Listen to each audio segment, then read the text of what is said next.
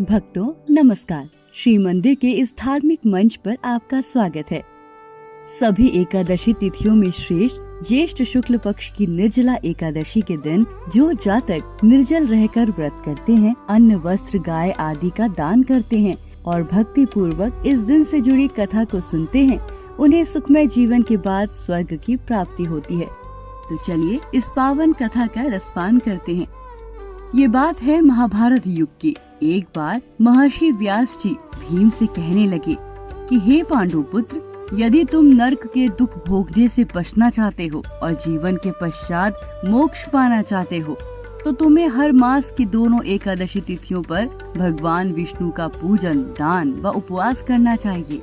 ये सुनकर भीमसेन नरक में जाने के नाम से भयभीत हो गए और व्यास जी से कहने लगे कि हे पितामह, भ्राता युधिष्ठिर, माता कुंती, द्रौपदी, अर्जुन, नकुल और सहदेव आदि सब इस एकादशी के व्रत का पालन करते हैं।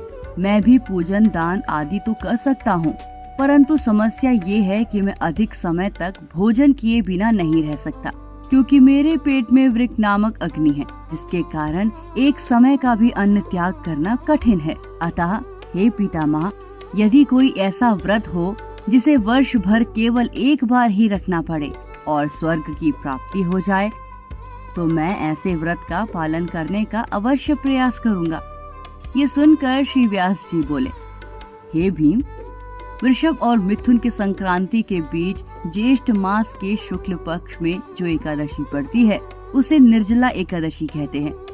ये एकादशी वर्ष भर में एक ही बार आती है, इसीलिए तुम इसी व्रत का पालन करो। इस एकादशी में स्नान और आचमन के अलावा जल का प्रयोग करना वर्जित है।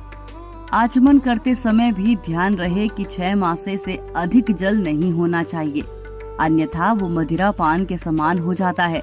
इस व्रत में अन्न और जल का पूरी तरह से त्याग करना चाहिए। यदि कोई जातक ज्येष्ठ शुक्ल एकादशी को सूर्योदय से लेकर द्वादशी के सूर्योदय तक जल ग्रहण न करे, तो उसे वर्ष भर में आने वाली सभी 24 एकादशियों के व्रत का फल प्राप्त होता है। द्वादशी तिथि पर ब्रह्म मुहूर्त में उठकर स्नान आदि करके ब्राह्मणों को दान अवश्य देना चाहिए। इस दिन ओम नमो भगवते वासुदेवाय मंत्र का जाप करना चाहिए, साथ ही गौदान भी करना चाहिए। इसके पश्चात ब्राह्मण व किसी भूखे व्यक्ति को भोजन कराकर स्वयं भोजन करना चाहिए। इस प्रकार निर्जला एकादशी के व्रत का पालन करने से मिलने वाला फल पूरे एक वर्ष की सभी एकादशियों के बराबर होता है। व्यास जी कहने लगे, हे पुत्र, इस एकादशी का महात्म्य भगवान ने स्वयं मुझे बताया है। इस दिन सच्चे मन से विष्णु उपासना करने पर जो पुण्य फल मिलता है, वो समस्त तीर्थों एवं दान से अधिक है।